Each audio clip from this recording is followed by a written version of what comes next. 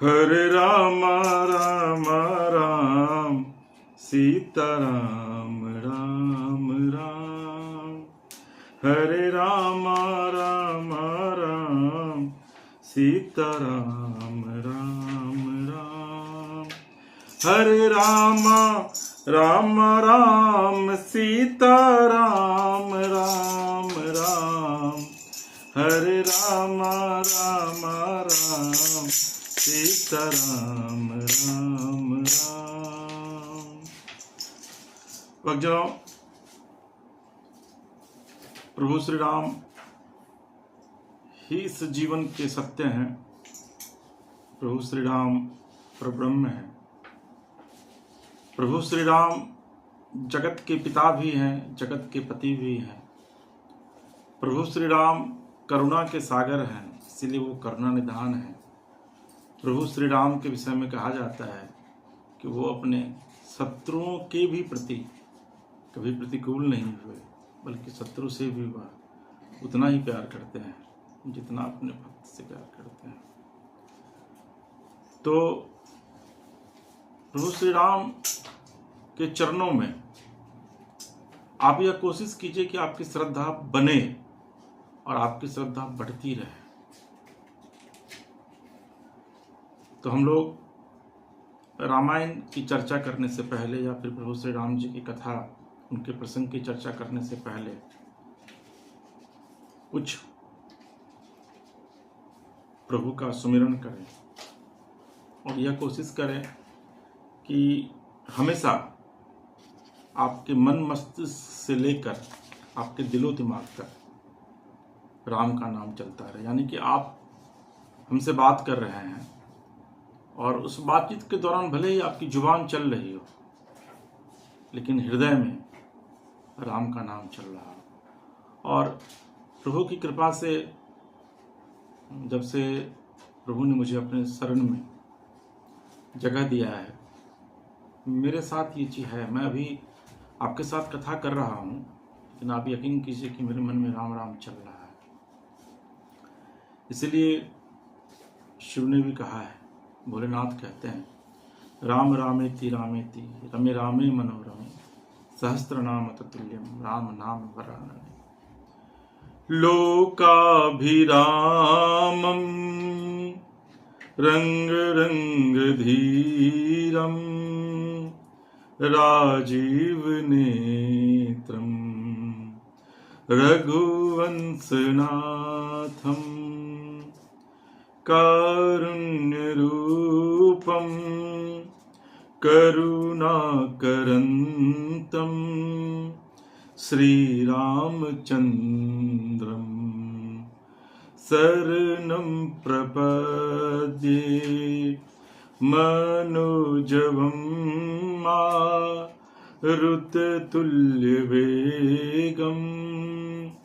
जितेन्द्रियं बुद्धि मताम्बरिष्ठं वातादमजं वानरयूथमुख्यं श्रीरामदूतं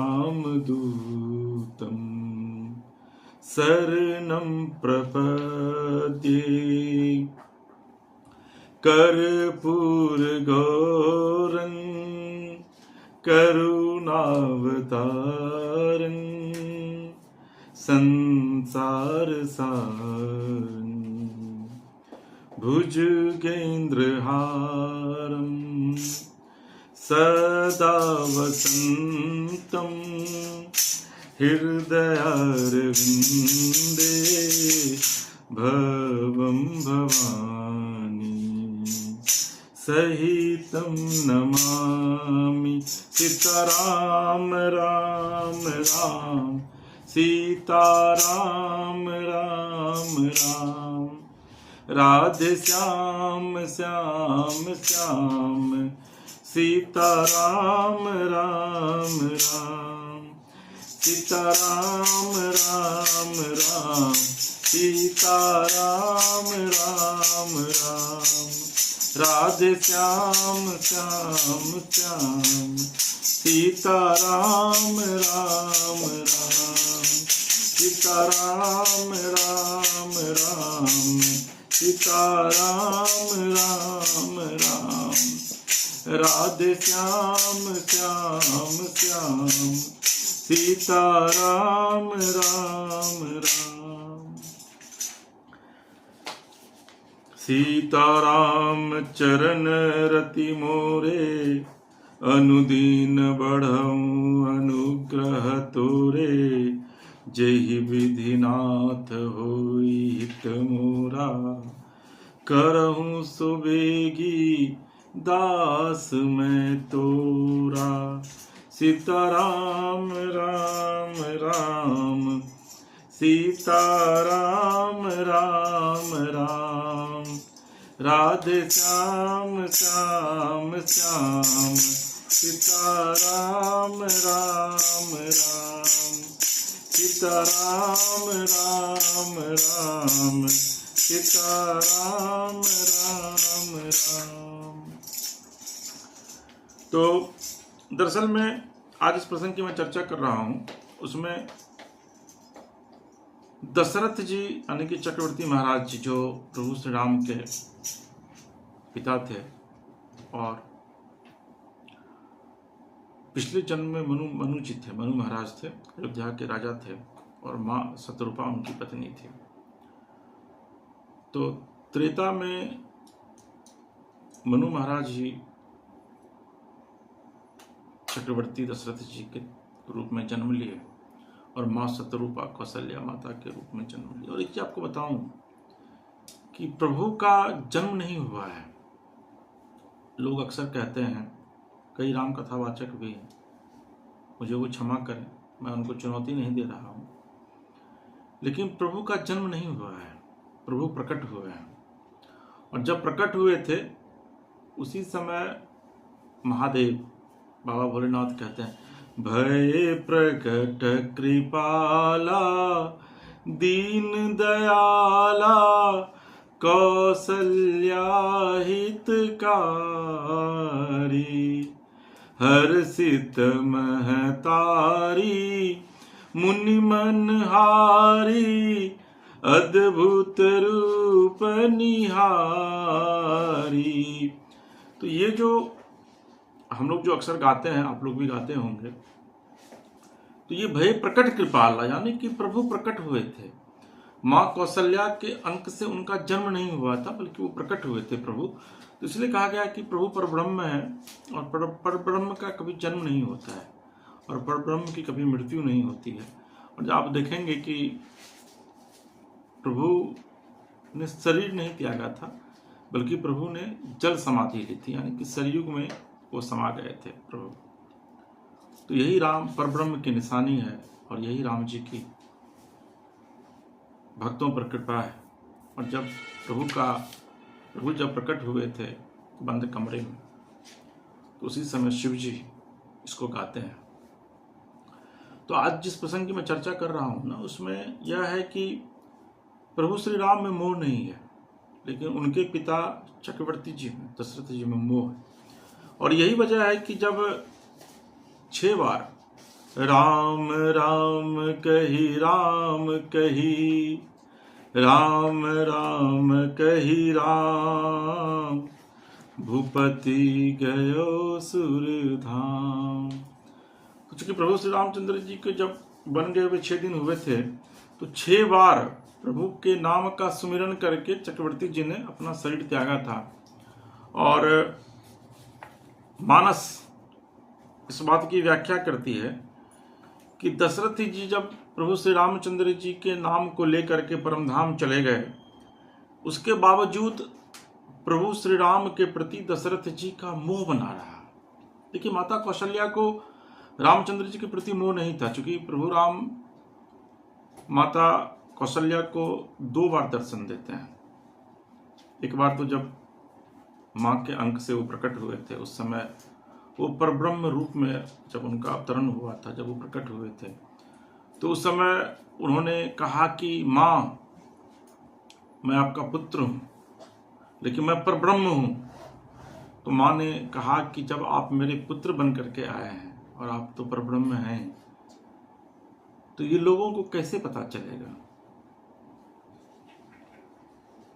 आपको तो शिशु रूप में आना पड़ेगा, रोना पड़ेगा। तो जब आप भय प्रकट कृपालक को पढ़िएगा ना, तो उसमें लिखा हुआ है, होई बालक सुर भूपा, सुनी बचन सुजाना, रोदन ठाना, होई बालक सुर भूपा। तो माता कौशल्या के कहने पर प्रभु शिशु रूप में आते हैं, और फिर उसके बाद जब माँ कहती हैं कि जब आप शिशु रूप में आइएगा और रोइएगा, तब पता चलेगा लोगों को कि आप जन्म लिए हैं। और जब प्रभु रोएंगे, प्रभु जब जन्म लिए हैं और जब प्रभु का रोदन लोग सुनेंगे ना, तो ये संसार फिर हंसेगी कि चक्रवर्ती जी के घर पुत्र का जन्म हुआ है, राम जी का जन्म हुआ है। इसीलिए सुनी बचन सुजाना, रोदन ठाना, होई बालक सुरभूपा, की जय शिशु लीला, अति प्रिय शीला, यह सुख परम अनूपा। भगवान फिर शिशु के रूप में आए, बहुत रोए, और इतना रोने लगे कि जो दासियां थी वो दीवार में कान लगाकर जब सुनी, तो फिर जाकर के दशरथ जी को कहती हैं दासियां कि प्रभु, पुत्र के रूप में आपको पहले पुत्र की प्राप्ति हुई है, माँ कौशल्या ने एक पुत्र को जन्म दिया है। लेकिन सच्चाई यह है कि प्रभु प्रकट हुए थे। तो दशरथ तो, और दूसरी बार जब माँ अपने कुल देवता की पूजा कर रही थी, तो उस समय जब भोग लगाने के लिए गई है मंदिर में, तो भोग लगाने के बाद और उसके पहले प्रभु श्री रामचंद्र जी को नहला करके उनको पाले में लिटा करके सुला करके आती हैं, और जब भोग लगाती हैं तो फिर भोग लगाने के बाद पर्दा लगा दिया जाता है। या आप भी अपने घर में अगर भगवान की पूजा करते हैं और उनको अगर भोग लगाते हैं, तो गेट को बंद कर दिया कीजिए, और फिर 10 मिनट बाद ताली बजा करके गेट को खोलिए।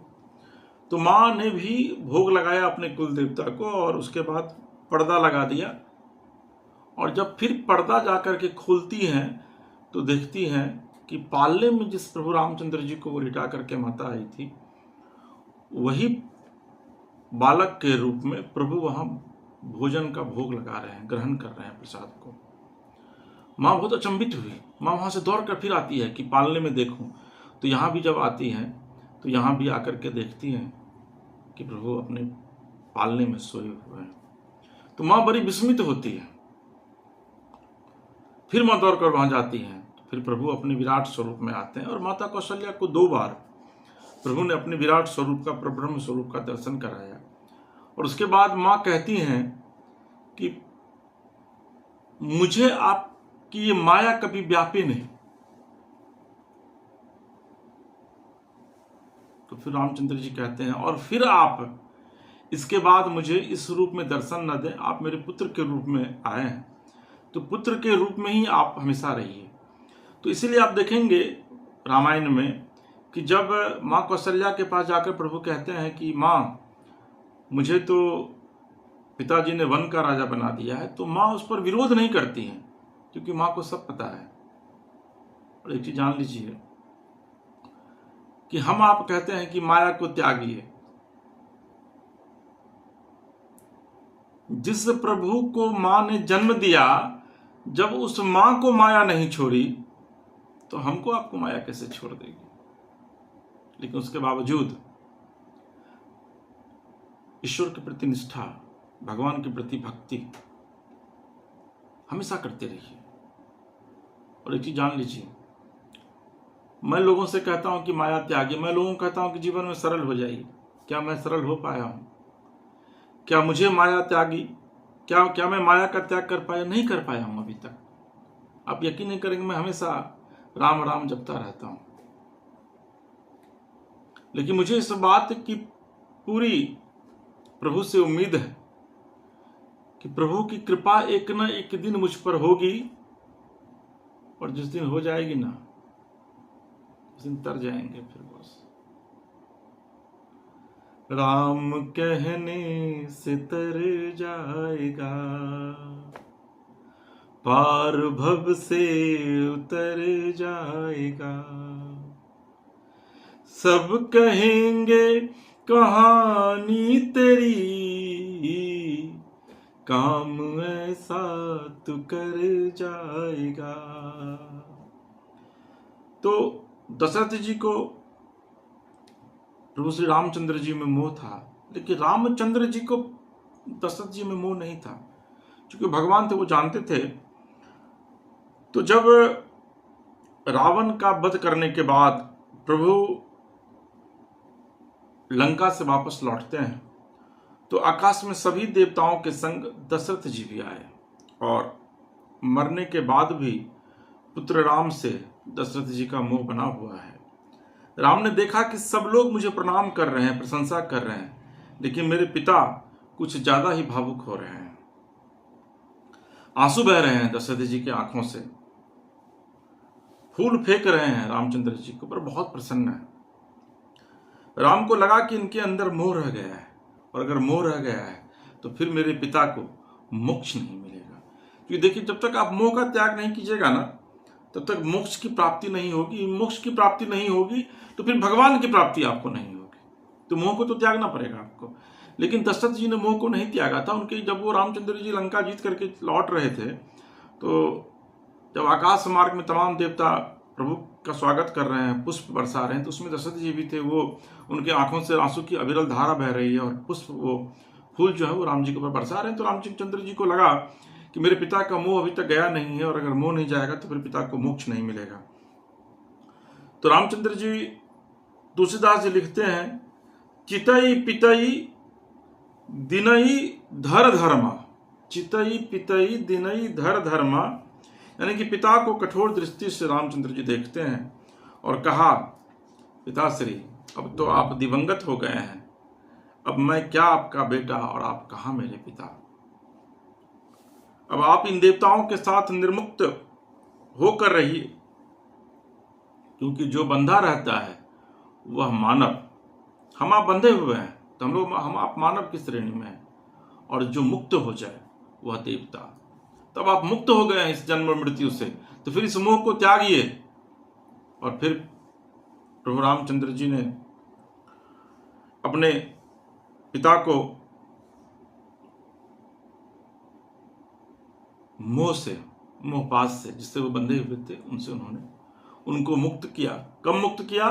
जब वो लंका विजय करके लौट रहे थे, यानी कि दशरथ जी के शरीर त्यागने के 14 साल बाद दशरथ जी को जाकर के मुक्ति मिली थी। उसके पहले मुक्ति नहीं मिली थी।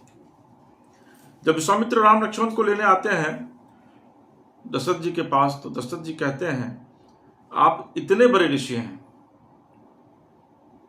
मंत्र से ही जल छिड़क देंगे तो सारे राक्षस मारे जाएंगे। क्योंकि बक्सर में तारका किस तरीके से मारीच और स्वभाव के साथ विश्वामित्र जी के यज्ञ को भंग करती थी, तो विश्वामित्र जी गए हुए थे दशरथ जी के पास। तो दशरथ जी ने कहा कि सारे राक्षस तो आपके मंत्र से मारे जाएंगे। तो ऋषि कहते हैं, मैं संत हूं, और संत को क्रोध वर्जित है, और आपका पुत्र पुरुषोत्तम है, यानी पुरुषों में उत्तम है। इसी चीज की व्याख्या लक्ष्मण जी ने भी की है। जब परशुराम जी बहुत क्रोध करते हैं धनुष के पिनाक के टूटने पर, तब लक्ष्मण जी कहते हैं, बोले लखन सुनो मुनि ज्ञानी, संत नहीं होते अभिमानी। तो जो वाकई में संत हैं, जो ऋषि हैं, आज भी उनके अंदर क्रोध नहीं होना चाहिए, उनके अंदर अभिमान नहीं होना चाहिए। तो विश्वामित्र जी कहते हैं कि मैं तो संत हूं, मैं ऋषि हूं, मुझे क्रोध वर्जित है दशरथ जी, इसीलिए मैं आपके बेटे राम और लक्ष्मण को आपसे मांगने आया हूं। तो दशरथ में मोह है, लेकिन राम में मोह नहीं है। और दशरथ जी के मोह को त्याग कर वहां भी राम और लक्ष्मण जी जो हैं वो गुरु विश्वामित्र जी के साथ जाते हैं। हनुमान अद्भुत हैं। आप अगर किसी संगठन में काम कीजिए ना, किसी संस्था में काम कीजिए या फिर कर रहे हो, आप किसी संगठन या किसी संस्था में अगर आप काम कर रहे हो तो यह इस बात को याद रखिए कि उसके कारण आप, यानी कि उस संस्थान के कारण आप हैं। वो संस्थान है, वो संस्था है, इसलिए आप वहां पर हैं। हनुमान सेवकों में सबसे अग्रगण्य है, क्योंकि वे हमेशा कहते हैं कि वो कुछ नहीं है, बल्कि वे राम की वजह से सब काम कर पाते हैं। ऋषि मुनि भी लिखते हैं, मनोजवम मारुत तुल्य वेगम जितेन्द्रियम बुद्धि मताम वरिष्ठम वानरयूथ मुख्यम श्री राम दूतम शरणम प्रपद्ये। जब वे माता सीता से मिलने गए तो भी उन्होंने अपना परिचय क्या दिया? राम दूत मैं माता जानकी, सत्य शपथ करुणा निधान की। उन्होंने कहा कि वे, हे माते, मैं श्री राम चंद्र जी का दूत हूं। भगवान शंकर के मानस पुत्र हैं हनुमान जी। इंद्र ने वरदान दिया कि तुम पानी में नहीं डूबोगे। अग्नि ने वरदान दिया कि तुम्हें कोई आग जला नहीं पाएगी। तुलसीदास जी लिखते हैं, जब सीता जी पूछती हैं तुम कौन हो, तो हनुमान जी कहते हैं, राम दूत मैं माता जानकी, सत्य शपथ करुणा निधान की। हनुमान जी की विशेषता है कि वे उतना ही करते हैं जितना उन्हें राम कहते हैं। और जान लीजिए आप, प्रभु श्री राम हमारा और आपका काम करते हैं, लेकिन रामचंद्र जी का काम हनुमान जी करते हैं। इसलिए हनुमान जी प्रभु श्री राम को बहुत प्यारे हैं। जब हनुमान जी से गले मिलते हैं ना प्रभु, तो कहते हैं, तुम मोहि प्रिय भरत ही समभाई। कि हनुमान तुम मुझे भरत की ही तरह प्यारे हो। और भरत जी भगवान राम की आत्मा है, ऐसे इसको जानिए।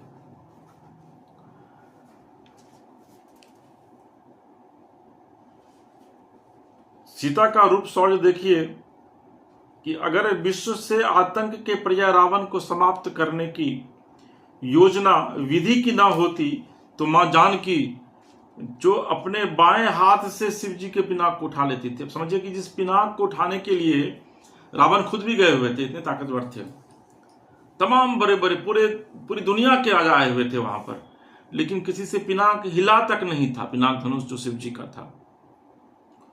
और मां सीता हर एक दिन उस पिनाक धनुष को बाएं हाथ से उठा करके उस वहां पर साफ करती थी मां सीता। तो मां सीता जब इतनी शक्तिशाली हैं, जो स्वयं माया है, पूरी सृष्टि उनके वशीभूत है, तो क्या मां सीता का रावण अपहरण कर सकता था? कभी नहीं कर सकता था। तो ये विधि का जो है वह विधान है। अगर मां सीता चाहती तो वही रावण का नाश कर देती, फिर किसी हनुमान की जरूरत नहीं होती, किसी लंका युद्ध की जरूरत नहीं पड़ती। लेकिन आपको यह भी पता है कि जिस मां जानकी का अपहरण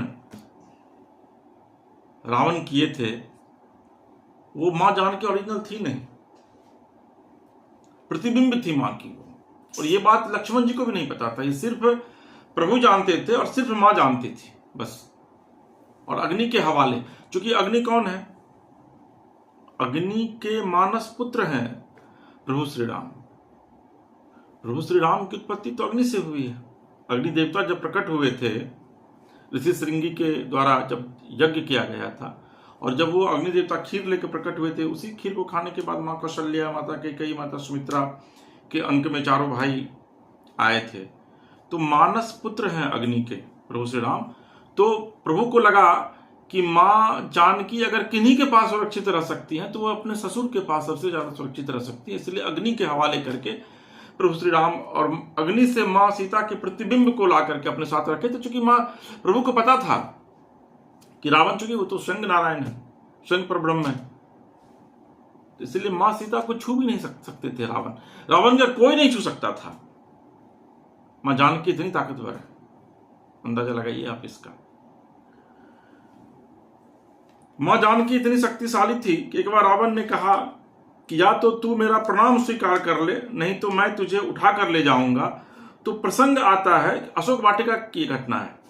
तो प्रसंग आता है कि माँ जिस चटाई पर बैठी हुई थी उसका एक तिनका तोड़कर माँ ने कहा कि तू इस तिनके को पार कर दिखा। तुलसीदास जी यहां पे लिखते हैं, तृण धरि ओट कहत बैदेही, सुमिरी अवधपति परम स्नेही।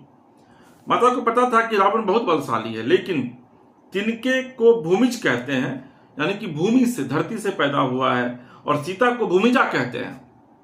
तो भूमिजा का भाई हुआ, क्योंकि धरती से ही तिनका भी पैदा होता है और धरती से भी मां भी आई थी।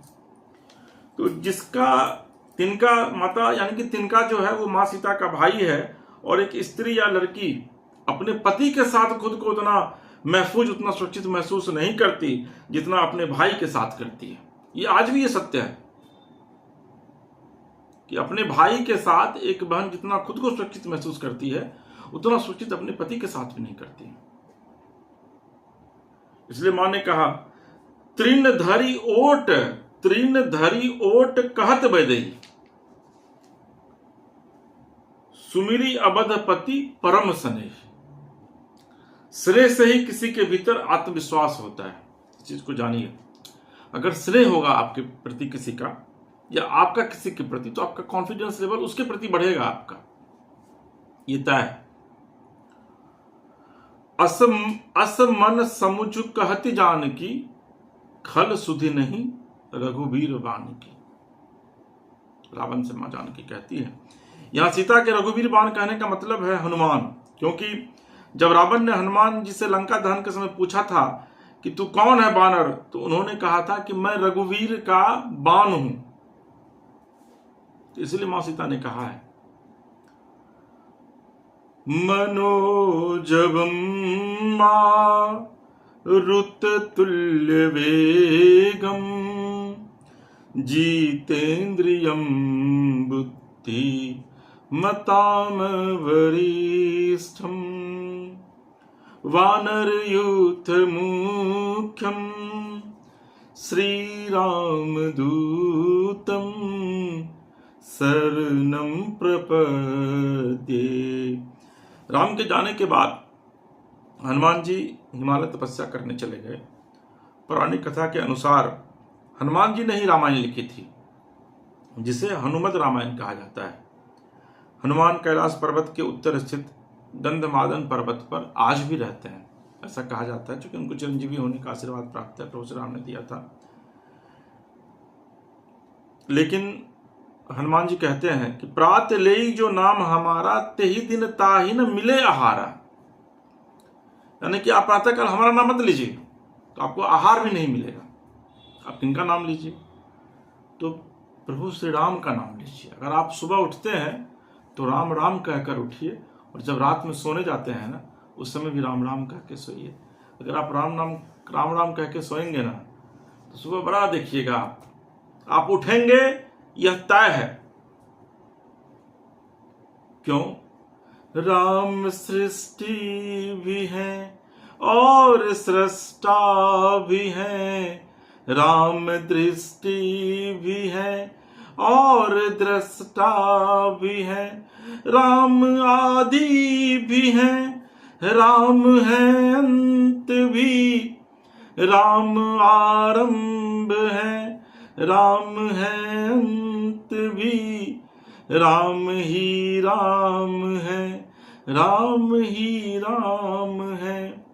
तो राम ही सब कुछ है, इसको जान लीजिए। राम ही सृष्टि है, राम ही निद्रा है। इसलिए राम का नाम लेकर के काम की भी शुरुआत कीजिए, राम का नाम लेकर के जगिए भी, राम का नाम लेकर के सोइए भी। इसलिए कहा गया कि भगवान जो है वो सबके संकट को हरते हैं, और भगवान के संकट को हनुमान जी हरते हैं। इसलिए प्रभु राम की और माया जो है वो परंपार है। हनुमान जी के विषय में तो कहा ही जाता है, कवन सुकाज कठिन जग माही, जो नहीं होई तात तुम पाही, सीता राम राम राम सीता राम राम राम सीता राम राम राम सीता राम राम राम राधे श्याम श्याम श्याम सीता राम राम राम। मन में बसा कर तेरी मूर्ति उतारूं मैं गिरधर तेरी आरती। मन में बसा कर तेरी मूर्ति उतारूं मैं गिरधर तेरी आरती। करो न करो कष्ट हरो ज्ञान दो भगवन भव में फंसी नाव मेरी तार दो भगवन। करो न करो कष्ट हरो ज्ञान दो भगवन भव में फंसी नाव मेरी तार दो भगवन। दर्द की दवा तू मेरे पास है जिंदगी दया की है भीख मांगती। मन में बसा कर तेरी मूर्ति उतारूं मैं गिरधर तेरी आरती। मन में बसा कर तेरी मूर्ति उतारूं मैं गिरधर तेरी आरती। बोलिए सियावर रामचंद्र शंकर शरणम। नमः पार्वती पतये हर हर महादेव।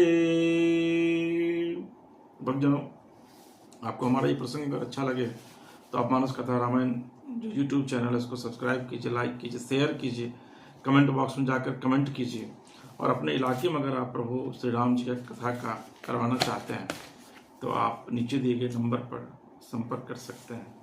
प्रभु श्री राम की कृपा आपके और आपके पूरे परिवार पर बनी रहे। श्री सीताराम।